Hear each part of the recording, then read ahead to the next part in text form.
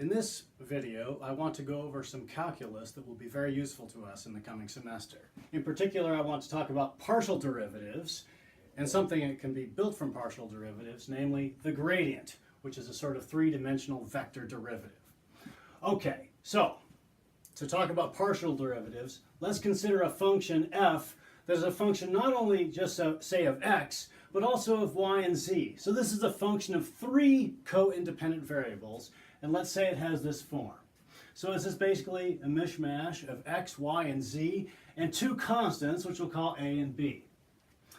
Okay, now if this function could be varied many ways. You could vary it by changing x, you could vary it by changing y, you could vary it by changing z. You could vary them all together, or you could vary them independently. So partial derivatives are in some sense a measure of what happens when you vary this function with any one of these variables independently of the others. So we denote a partial derivative with a d that doesn't have a tail on it. So this d without a tail f, d without a tail x, partial derivative of f with respect to x, tells us how this function varies if we change x, but not y or z. Okay, so operationally, here's what happens. When you take the partial derivative of f with respect to x, you simply treat y and z as constants. If you take the partial derivative of f with respect to y, you treat x and z as constants. And likewise, if you take the partial derivative of f with respect to z, you treat x and y as constants. So let's do this. Let's take these derivatives. So partial derivative of f with respect to x, well, we use the same rules with regard to sums and products and so forth as with ordinary derivatives. So to take the partial derivative of this function with respect to x, I have to take the partial derivative of this with respect to x, and then the partial derivative of this with respect to x. So here we go with the first term. A and y squared are constants with respect to x. And then the derivative of x cubed with respect to x is 2x squared. So that's the partial derivative of this first term with respect to x. Now we need to take the partial derivative of the second term with respect to x. But we look at it and we see no x's in there. With respect to x, y and z are constants, and of course b is a constant. So it's just one big fat constant.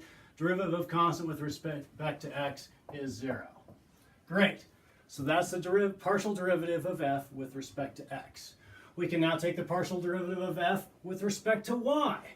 So now we're taking a partial derivative with respect to y. We treat x and z as constants. Constant. Okay, so partial derivative of the first term with respect to y. Well, the a and the x cubed are constants. And I got to take the derivative of y squared with respect to y. That's just 2y. And then the next term, b and z to the fifth are constants. And I got to take the derivative of y to the fourth with respect to y. That would be 4y cubed. Great. And I could rearrange it if I want, but that is the partial derivative of this function f with respect to y. All right, I'm going to leave it to you to take the partial derivative of this function f with respect to z.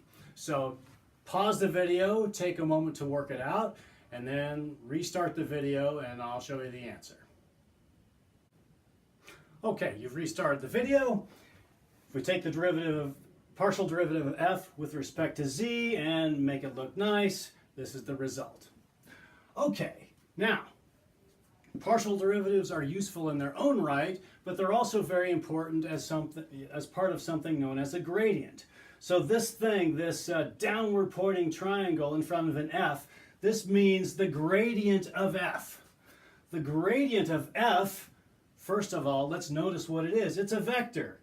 It's got something times x hat plus something times y hat plus something times z hat. X hat, y hat, and z hat are unit vectors pointing in the x, y, and z directions respectively. If you prefer, you could also use I, j, or k in place of x hat, y hat, z hat. They mean the same thing. Okay, so the x component of the gradient of f is just the partial derivative of f with respect to x, assuming f is some multivariable function of x, y, and z. The y component of the gradient of f is the partial derivative of f with respect to y, and so forth. All right, so we could take the gradient of this function f, but let's take a simpler one to make it just a little easier. So let's consider this function f of x, y, and z, which is some constant a times x squared times z cubed. Let's take the gradient of this. All right, so the first term of this gradient here, which is going to be in front of the x hat, we need to take the partial derivative of this f with respect to x. That will be 2ax z cubed. Great.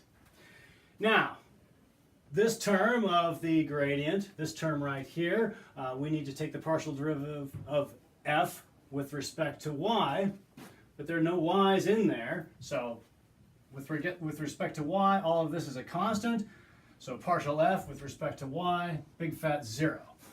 Finally, we need to take the partial derivative of f with respect to z, put it in here. All right, to do that, we'll have 3ax squared z squared. And so we've therefore taken the gradient of f. Okay, just to summarize again, the gradient is a three-dimensional vector derivative. The direction of this, if you were to figure out the direction based on this x and 0y component and z component, the direction gives the direction of the maximum rate of change with respect to x, y, and z. The magnitude of that would give you the magnitude of the rate of spatial variation of this function, assuming x, y, and z are spatial coordinates. Okay, so this is a vector. Sometimes you'll see a arrow written over this downward pointing triangle. Sometimes you'll see the triangle itself written in bold. But the important thing to remember is that the gradient of a function ends up being a vector. Okay, so why do we care about the gradient? Well, there's lots of reasons to care about the gradient. It's an important element of vector calculus. But in physics, I'll give you a couple of really important applications. First, if we know some potential energy function, call it U, so we could have gravitational potential energy, or electric potential energy, or spring potential energy. If we know the functional dependence of the potential energy function, we can take the negative of the gradient of that potential energy function and we'll get the associated conservative force. And I'll go over a couple of examples of that in a separate video.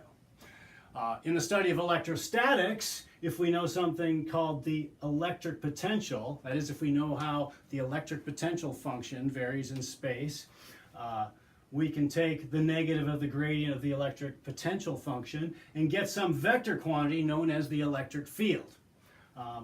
Electric potential, by the way, that's often what people are referring to when they talk about things that are in voltages, volts and voltages.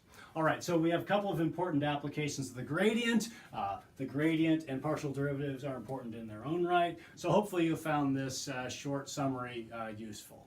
Thank you.